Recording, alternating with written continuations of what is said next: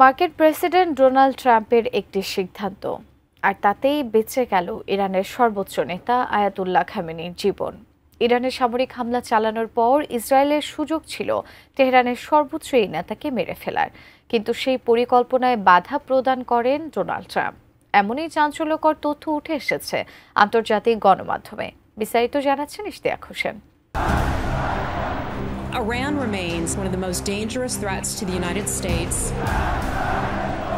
Iran's cruel regime wastes tens of billions of dollars spreading hate.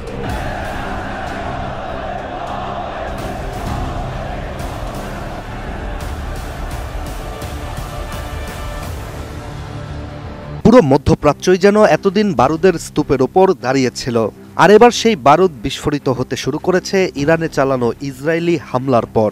Israeli হামলার প্রথম দিনেই নিহত হয়েছে ইরানের শীর্ষ সেনা কর্মকর্তারা। মারা যান খামেনির একজন ঘনিষ্ঠ উপদেষ্টা সহ পারমাণবিক কর্মসূচির সাথে জড়িত বিজ্ঞানীরাও।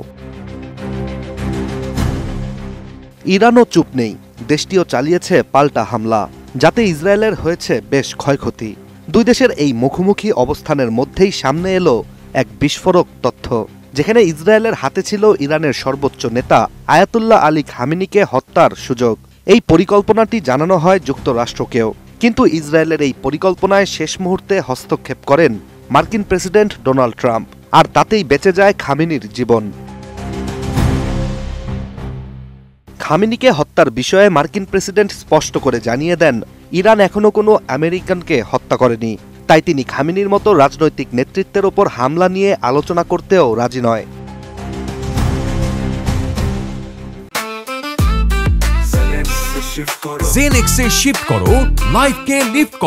চাঞ্চল্যকর এই তথ্য আন্তর্জাতিক গণমাধ্যম রয়টার্সকে জানিয়েছে নাম প্রকাশে অনিচ্ছুক যুক্তরাষ্ট্র প্রশাসনের শীর্ষ দুই কর্মকর্তা, কিন্তু ট্রাম্প সরাসরি এই বার্তা দিয়েছেন কিনা তা নিশ্চিত করেননি তারা।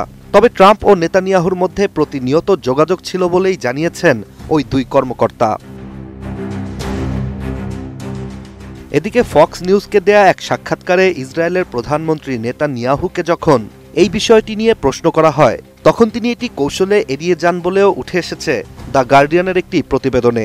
সে সময় নেতানিয়াহু কথা ঘুরিয়ে বলেন, অনেক সময় এমন সব কথোপকথন নিয়েও খবর প্রকাশিত হয় যা বাস্তবে কখনো হয়নি, কিন্তু তিনি পরিষ্কার করে জানিয়ে দেন ইসরায়েলের যা করা দরকার তা অবশ্যই করবে।